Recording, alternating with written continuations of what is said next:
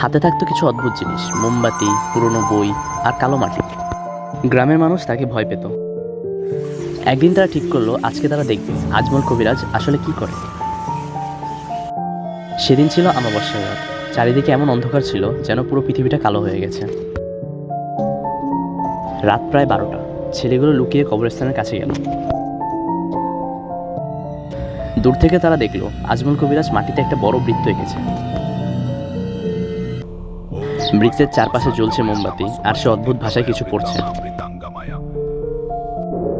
হঠাৎ কবরস্থানের চারপাশে একটা ঠান্ডা বাতাস বইতে শুরু করলো। মোমবাতির আগুন কাঁপতে লাগলো, গাছের পাতা এমনভাবে নড়ছে যেন অদৃশ্য কিছু ওগুলো ছুঁয়ে যাচ্ছে। তারপর ধীরে ধীরে বৃত্তের ভেতর অন্ধকার ঘন হতে লাগলো। মনে হচ্ছিল যেন অন্ধকারের ভেতর কিছু একটা তৈরি হচ্ছে। ছেলেগুলো ভয়ে কাঁপতে লাগলো। হঠাৎ কবরস্থানের মাঝখান থেকে একটা ভয়ঙ্কর কণ্ঠস্বর শোনা গেল।